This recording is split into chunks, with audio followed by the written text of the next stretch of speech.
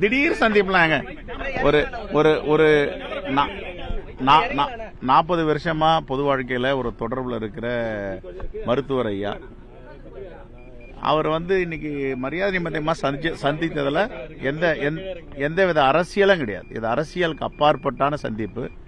நேற்றுக்கு கடலூர் மாவட்டம் காட்டுமன்னார் கோவிலில் தலைவர் இளைய பெருமாளுடைய 100ஆண்டு நிறைவு விழா, நானும் மேனாள் ஒன்றிய அமைச்சர் ஐயா ப. சிதம்பரம் எல்லாம் கலந்துட்டோம். நேற்றுக்கு 2-3 மணி ஆயிடுச்சு. பாண்டிச்சேரியில் தங்கிட்டு காலையில் இந்த பக்கம் போகும்போது இவ்வளோ தூரம் வரமே ஐயாவை பார்க்கறதுக்கு ஒரு வாய்ப்பு இருந்தால் ஐயாவை பார்த்துட்டு போகிறோம், அவ்வளோதான். அவருடைய உடல்நிலையை விசாரிச்சுட்டு போகிறோம், வேற ஒன்றும் இல்லை. இது ஒரு இருவருக்கும் பரபரப்பான ஒரு மோதல் போக்கு ஏற்பட்டிருக்கிறது. திமுகவுடைய சாதகமா பேசுற மாதிரி ராமதாஸ் இருக்கிறாரு. சம்பந்தமா கூட்டணி சம்பந்தமா இல்ல இது கூட்டணியும் இல்லை, அரசியலும் இல்லை, எந்த பிரச்சனையும் இல்லை. இது சந்திப்பு மரியாதை நிமித்தமான சந்திப்பு. இவரு இல்ல, அது நாங்க யாரும் சமாதானம் பண்றதுக்கு? அதெல்லாம் ஒண்ணு, அவங்க சமாதானமா இருந்தா மகிழ்ச்சி.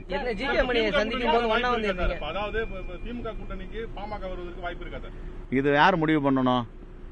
திராவிட முன்னேற்ற கழக தலைவர், இந்தியா கூட்டணியுடைய தலைவராக இருக்கிற தமிழ்நாட்டில் மாண்புமிகு முதலமைச்சர் அண்ணன் தளபதி முடிவு பண்ணணும், நான் முடிவு பண்ண முடியாது. இது என்னங்க, திமுகவில் எல்லா கூட்டணி கட்சியிலும் இன்டாக்டா இருக்கு. மீண்டும் நாங்கள் ஆட்சி அமைக்க போறோம். அவர் அன்புமணி அப்படி சொல்றாருன்னா அது புரிதல் இல்லாம சொல்றாரு. இப்ப நாங்க வரேன்னா மரியாதை நிமித்தமா சந்திக்கிறோங்கன்னா அரசியல் பேசணும், அரசியலே பேசல.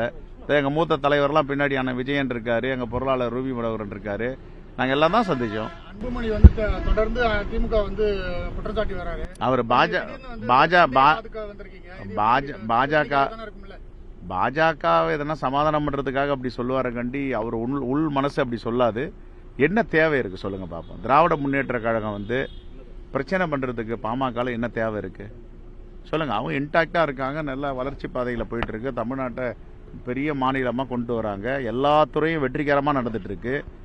இன்னைக்கு சமூக ஸ்கீம்ஸ், சோசியல் ஸ்கீம்ஸ், சமூக பாதுகாப்பு நலத்திட்டங்கள்லாம் இந்தியாவிலே நடக்காத அளவுக்கு நடத்திட்டு இருக்காங்க. எதுக்காக பாமகக்குள்ள குழப்பம் ஏற்படுத்தணும்?